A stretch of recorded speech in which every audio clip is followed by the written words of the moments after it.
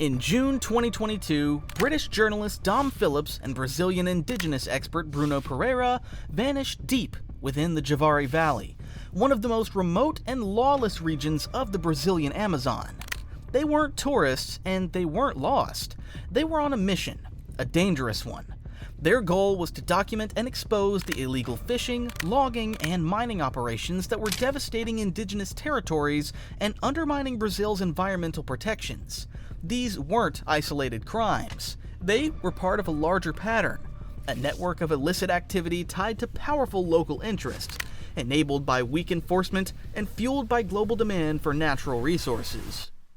Phillips, a respected correspondent writing for The Guardian and working on a book titled How to Save the Amazon, had teamed up with Pereira, a former senior official at Brazil's national indigenous agency, FUNAI. Together, they had planned to tell the story of the Amazon, not from afar, but from the front lines. But on June 5, 2022, while traveling by boat along the Itaquai River, they disappeared. Their absence triggered an international outcry. Now, police in Brazil are searching for the bodies of two men, a British journalist, Dom Phillips, and a Brazilian expert on indigenous people. Search parties were mobilized. Indigenous patrol teams joined the effort. Journalists, activists, and governments demanded answers. What was revealed over the following weeks shocked the world. Their bodies were found, buried in the forest, shot and mutilated. The suspects? Alleged members of an illegal fishing ring operating in indigenous territory. Individuals who may have acted under the direction of even more powerful interests. The murders of Dom Phillips and Bruno Pereira were not random. They were a direct consequence of speaking out, of challenging those who profit from deforestation, corruption, and violence in the Amazon. Their deaths became a turning point, bringing global attention to the growing danger faced by environmental defenders in Brazil, and raising urgent questions about impunity, government accountability, and the future of the world's largest rainforest. In a region where silence often protects power, Dom Phillips and Bruno Pereira stood out as voices determined to tell the truth. Dom Phillips was not new to risk. A seasoned journalist from the United Kingdom, Phillips had spent years working in challenging environments. He first arrived in Brazil in 2007 and quickly immersed himself in the country's political and environmental issues. Fluent in Portuguese and deeply embedded in the culture, he reported extensively on deforestation, indigenous rights, and Brazil's often volatile political shifts. But his commitment went beyond journalism. By 2022, Phillips had taken on a broader project, a book exploring potential solutions to save the Amazon from irreversible damage. Titled How to Save the Amazon, it was not just an exposé, but a guide built on years of field research, expert interviews, and direct observation. His approach was methodical and ethical, seeking out indigenous voices, scientists, environmentalists, and policymakers to build a complete picture. Phillips believed that the Amazon's story couldn't be told from afar. To understand it, you had to be there, in the riverside villages, the forest outposts, and the indigenous communities fighting for survival. And to do that safely and credibly, he partnered with someone who had already earned the trust of those most affected. Bruno Pereira was one of Brazil's most experienced and respected indigenous rights advocates. A career official with FUNAI, the National Indian Foundation, Pereira had spent over a decade working directly with some of the most vulnerable communities in the Amazon, including several uncontacted tribes in the Vale do Javari region. His job involved organizing patrols to protect indigenous land from illegal invaders and providing logistical support to remote villages. But his work was also political. In 2019, he was removed from a leadership position at FUNAI after a successful operation expelled illegal miners from protected land. His removal was widely seen as politically motivated, part of a broader trend under then-President Jair Bolsonaro's administration to weaken environmental protections and reduce the power of FUNAI. Rather than walk away, Pereira continued his mission independently. He began working with Univaja, a coalition of indigenous organizations in the Javari Valley. There, he helped train local indigenous monitoring teams, empowering them to document and report illegal incursions in real time. It was through this network that Dom Phillips connected with Pereira. Their partnership was built not just on mutual interest, but mutual respect. Phillips understood the need for cultural sensitivity and security. Pereira knew how to navigate the complex, dangerous landscape of the Amazon's lawless frontiers. By the time they set out on their final trip in June 2022, they had already conducted several reporting missions together. Their aim wasn't just to expose environmental crimes, but to amplify the stories of those resisting them. They were two professionals from different worlds, journalism and indigenous advocacy, united by a shared goal: to hold illegal actors accountable and to protect the Amazon before it was too late. They knew the risks, they had received warnings, yet they continued, because the cost of silence, for them, was greater than the danger of speaking out. In early June 2022, Dom Phillips and Bruno Pereira set out on what was meant to be one leg of a broader research journey through the Amazon. Their destination? The Javari Valley, a remote region in the far western corner of Brazil, near the borders of Peru and Colombia. This was not just another reporting trip. The Javari Valley is one of the most isolated and ecologically significant parts of the Amazon. It is home to the largest concentration of uncontacted indigenous peoples in the world, and a vast stretch of rainforest that has remained largely untouched, at least until recent years. But that isolation has also made the region a hotspot for illegal activity. Over the past decade, the valley has seen a rise in unauthorized fishing, logging, mining, and drug trafficking, often carried out by well-organized criminal networks. These groups operate in defiance of Brazilian environmental laws and often with little fear of enforcement. Dom and Bruno knew this. They were traveling by boat along the Itacaí River, a key artery through this lawless zone. Their route would take them past indigenous territories where local communities had been organizing patrols to resist illegal incursions. Phillips was there to interview indigenous leaders and document the community-led defense efforts, while Pereira was coordinating with Univaja, the local indigenous association, to support those same initiatives. Their itinerary had been communicated in advance.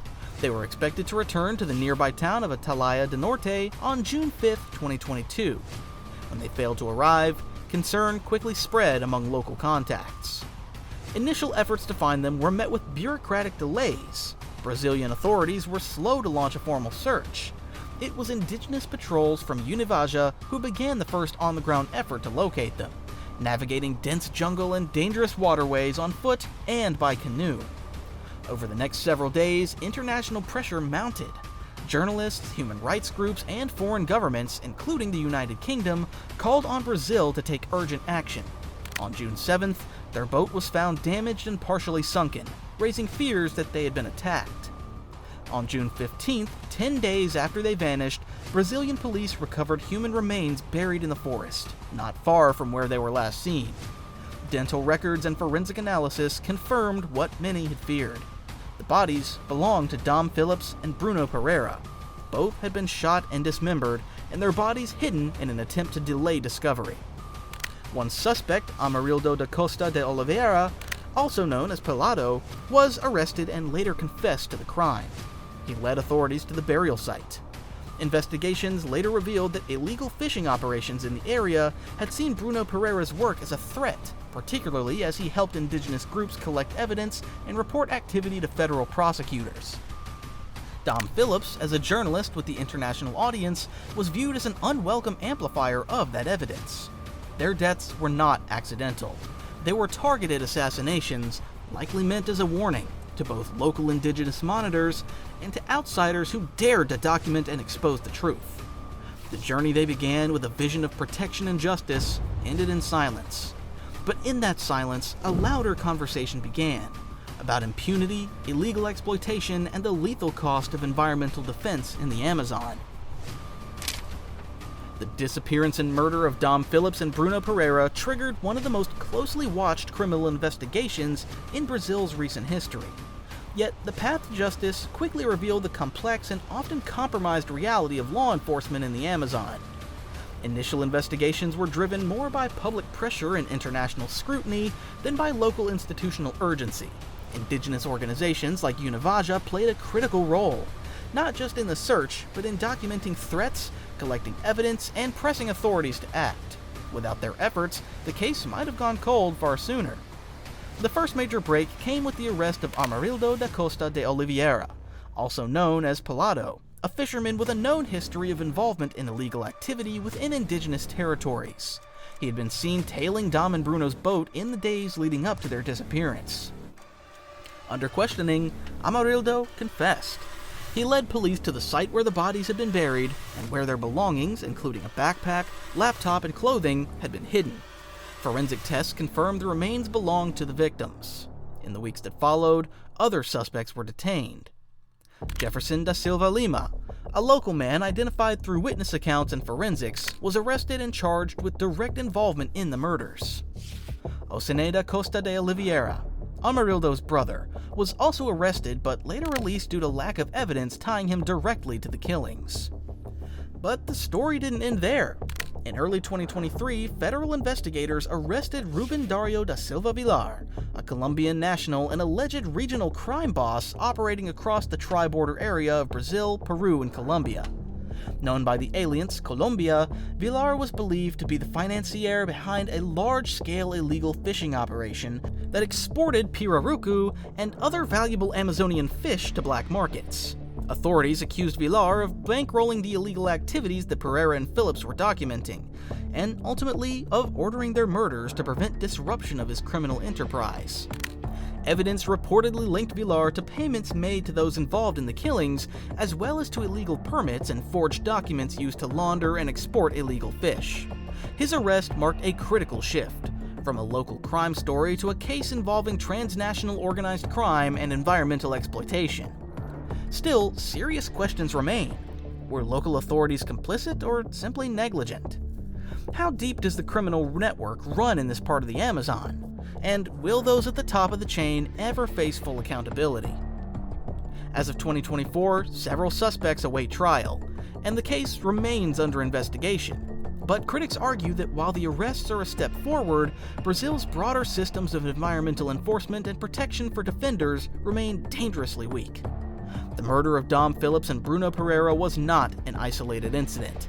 It was the result of a broken system, where crime often goes unchecked, and those who stand up to it are left exposed. The murders of Dom Phillips and Bruno Pereira sent shockwaves well beyond the borders of Brazil. What began as a tragic crime in a remote corner of the Amazon quickly escalated into an international flashpoint, drawing attention to environmental crime, indigenous rights, and the dangers faced by journalists and defenders of the forest. Global news outlets covered the story extensively. The circumstances of their deaths, two well-known figures targeted for exposing illegal activity, sparked international condemnation and prompted calls for justice from organizations like the Committee to Protect Journalists, Amnesty International, and Human Rights Watch. Editorials and open letters were published around the world demanding a transparent investigation and stronger protections for journalists and indigenous defenders operating in high-risk zones. Phillips' work with The Guardian, in particular, gave the case wide visibility in Europe and among English-speaking audiences. His pending book project became symbolic of a larger mission, to bring attention to the Amazon's destruction and the impunity surrounding it. The United Kingdom, where Phillips was a citizen, joined in pressing the Brazilian government for action. Lawmakers in the UK Parliament raised the issue, while British diplomats urged through investigations and cooperation with international observers. The case also brought renewed scrutiny to Brazil's environmental policies, particularly under former President Jair Bolsonaro, whose administration had been widely criticized for weakening environmental enforcement, slashing funding to indigenous protection agencies like FUNAI, and downplaying the risks of illegal activity in the Amazon. Many viewed the killings not just as isolated acts of violence, but as symptoms of a larger failure of governance and accountability.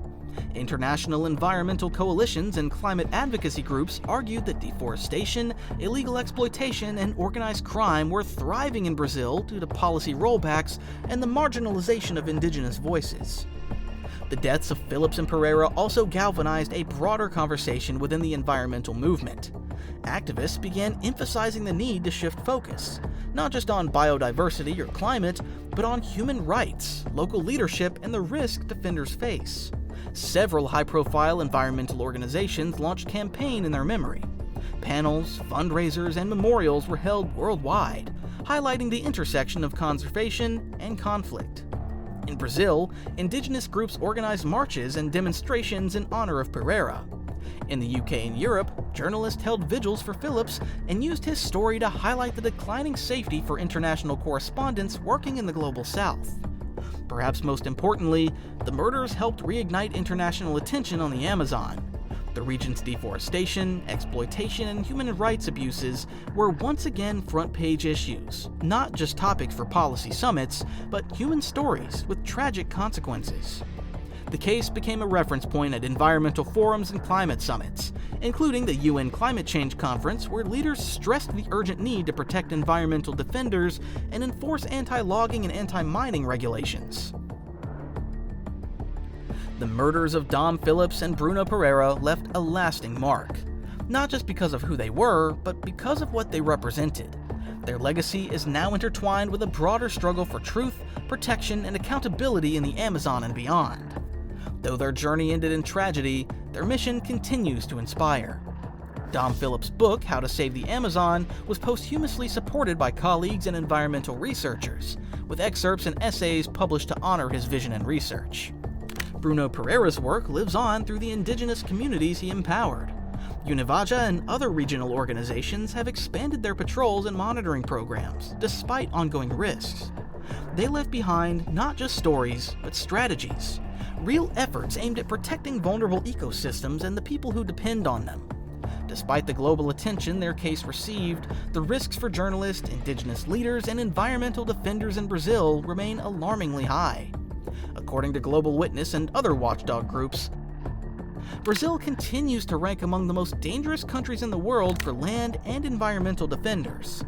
In remote areas of Amazon, lawlessness persists. Illegal fishing, mining, and logging networks remain deeply entrenched, often protected by local corruption and political inertia. Even with increased awareness, defenders continue to face threats, intimidation, and violence, frequently without protection or legal recourse. The investigation into their deaths, while leading to arrest, also exposed deeper systemic problems. Underfunded and understaffed enforcement agencies like FUNAI and IBAMA often lack the capacity to respond. Political interference and impunity weaken judicial follow-through. Lack of protection programs leaves frontline workers exposed. Meaningful change will require not just justice in a single case, but structural reform across law enforcement, environmental policy, and indigenous land rights. While their deaths were meant to silence, they've instead energized a new wave of advocacy. Journalists, NGOs, academics, and indigenous leaders continue to cite Dom and Bruno as examples of courage, collaboration, and purpose-driven action. They've become symbols of what it means to stand for the environment, not in theory, but in practice. Their story is now used in classrooms, conferences, and media literacy workshops to teach about the human cost of defending the planet, and the importance of investigative journalism in regions where transparency is a threat to power. Dom Phillips and Bruno Pereira set out not to become heroes, but to do their jobs, with integrity, conviction, and a deep respect for the people and places they served. Their work, documenting environmental crimes, empowering indigenous communities, and holding power to account, challenged systems that rely on silence. For that, they were targeted, and in their deaths they exposed a truth as vital as any they were trying to report: that the Amazon is not just a battleground for biodiversity or climate change, it's a front line for the fight for justice, rights, and survival. Their story reminds us that journalism and activism are not abstract ideals. In places like the Javari Valley, they are acts of courage, and in many cases, acts of risk. As global citizens, the question we now face is not just who killed them, but what kind of world allows this to happen and what we can do to change it. Because protecting the rainforest means protecting the people who protect it, and the truth they died for still needs to be told. If you found this story eye-opening, don't forget to like, subscribe, and hit the notification bell.